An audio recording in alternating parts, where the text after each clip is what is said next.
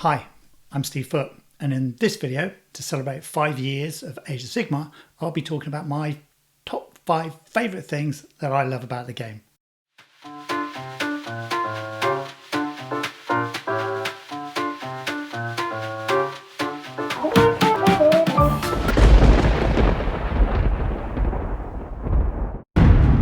Number 5, narrative play. I guess I've always played narratively. It's sort of kind of how we strung our games together.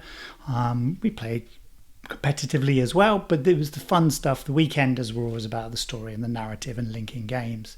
So when Age of Sigmar came out and it had this defined way of narrative play, was a game changer. It really allowed us to have different conversations with people. You could say, do you want to play this way or do you want to play narratively?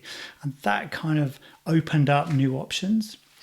I think as well as it gave us kind of new ways to create games and create things. So we had these Realmgate War books were fantastic for having these incredible unbalanced games that were in the battle plans, so that you just played them and you just enjoyed the journey. And I think for things like when we started to get narrative rules that are appearing in the General's Handbook, that again allowed us to get some legitimate Games Workshop phrases like strong winds and storms and heroes that were coming into the game that were kind of legitimate, and we could just say we're going to use this and this and this, and it was less about making up and more about pulling together existing things. And that just allowed it to really grow, I think, as a movement and grow as a way to play. It also allowed us to make heroes and armies that could go from game to game. And I think for me, there's loads of people out there that do this really well, writing stories, writing books even about the campaigns and what happens. And I think for me, this is really, really important what Age of Sigmar brought to the game. I mean, it's got all the other ways to play as well, and they're fantastic. But for me, number 5, narrative play. Number 4, learning new skills.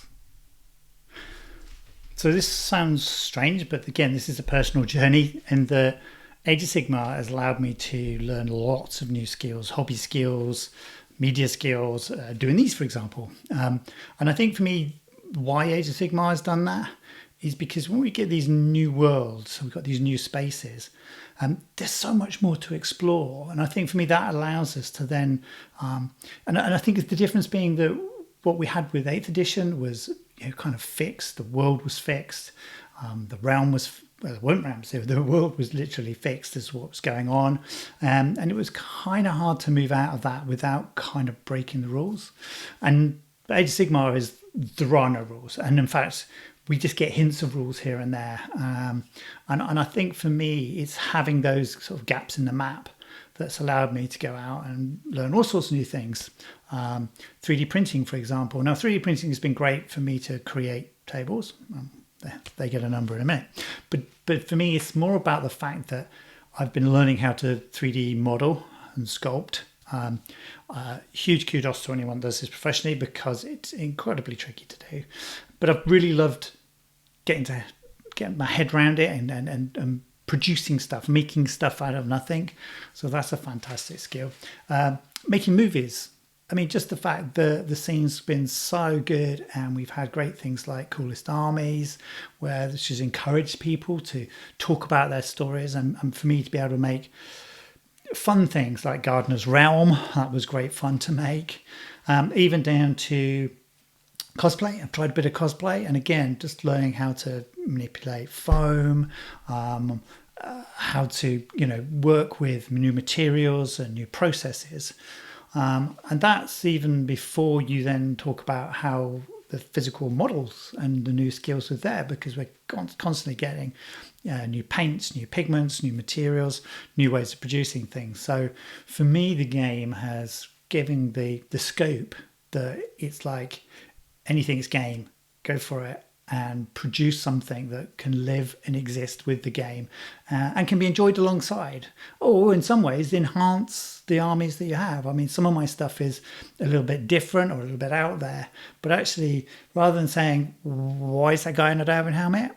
If there is a video or if there is a piece of audio that goes to explain that, then you just bring people along with your journey. And again, that goes back to narrative, that goes back to storytelling.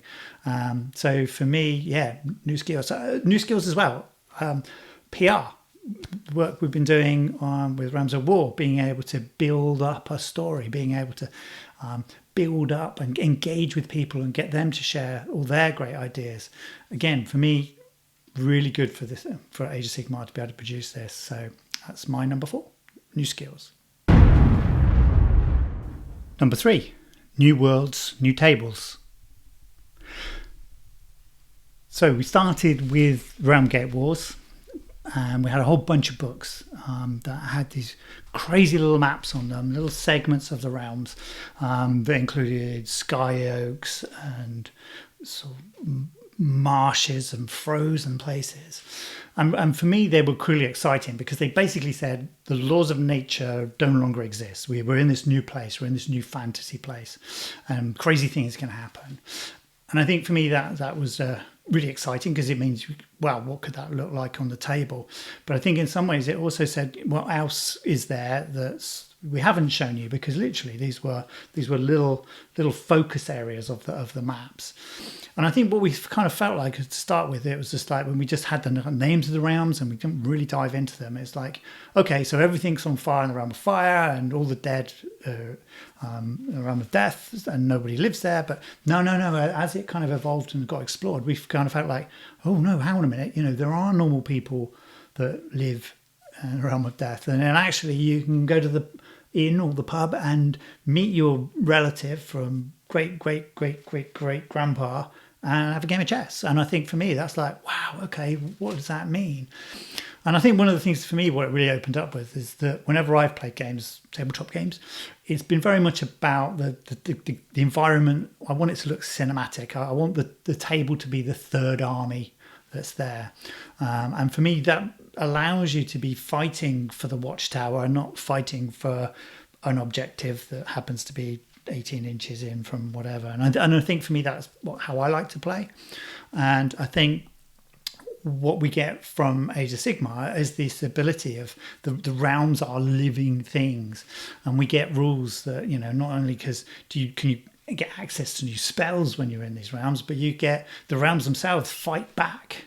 And again, I think for me, it's like being able to build a piece of scenery that rather than rolling to see if it's arcane or it's deadly, it looks deadly or it looks arcane. And I think that is one of the big things for me. I think that really helps me look at a table and go, that's an Age of Sigmar, and I'm saying that's going to be a realm of life. It's verdant, but it's this half of it's rotten. Okay, well this means Nurgle's been here and we're fighting. Okay, and even before you put any armors on the table, you've started telling your story. So for me, number 3, new world, new tables. Number 2, Realms at War. So if you don't know what Realms of War is, it's a 2-day narrative event held in the UK, run by myself, Jimbo, Ming and Mitzi, and we come together and put on a weekend event that is the type of games that we like to play.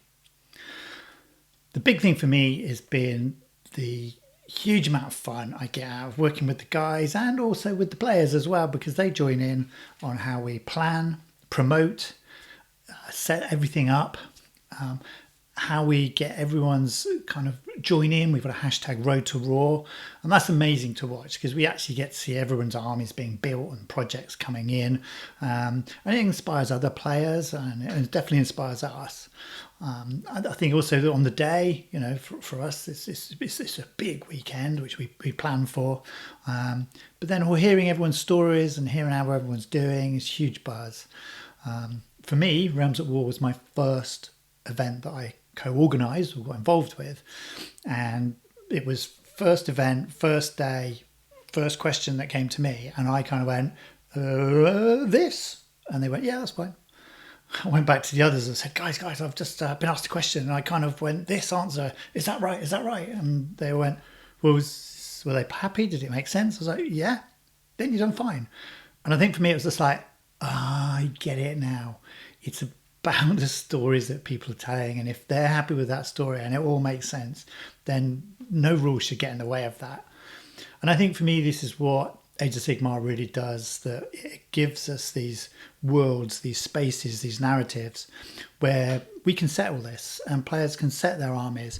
And I think for me, one of the cool things is, you know, we say at Realms of War, no named heroes. We don't want the big players. We don't want the named characters coming in because they will dominate.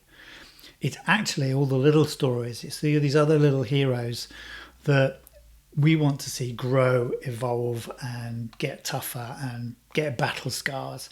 And I think for me, that's where we love to play.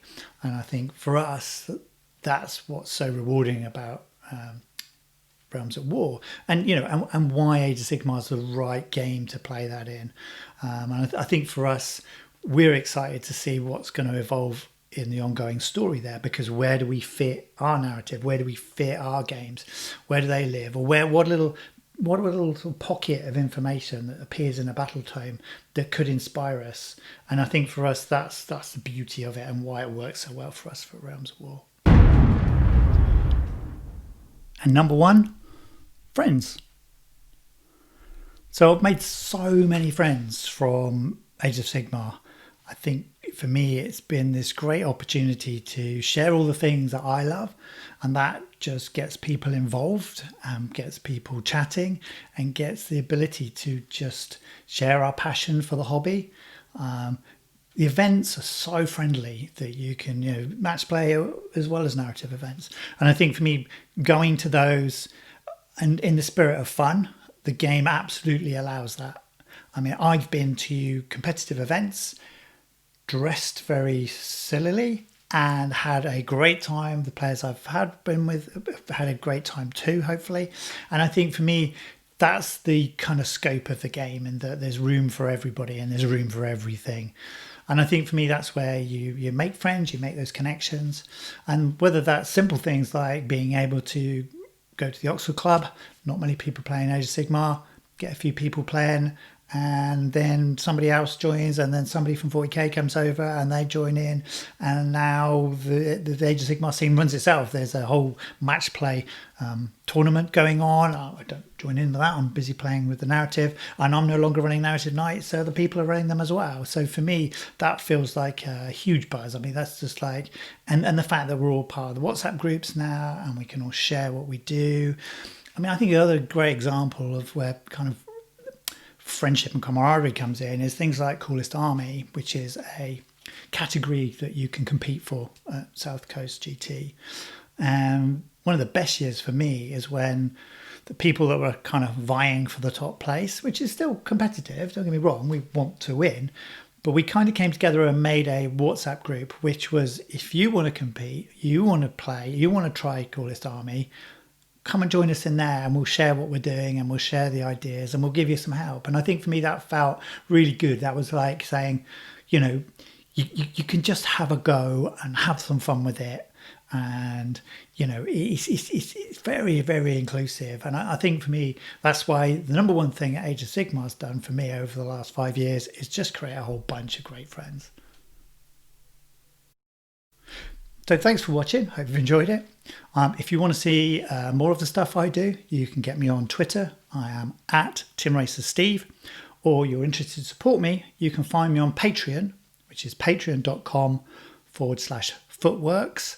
And there for just $2 a month, you get to see all of the little work in progresses and the slightly longer narratives and slightly longer explanations for all the different things I do.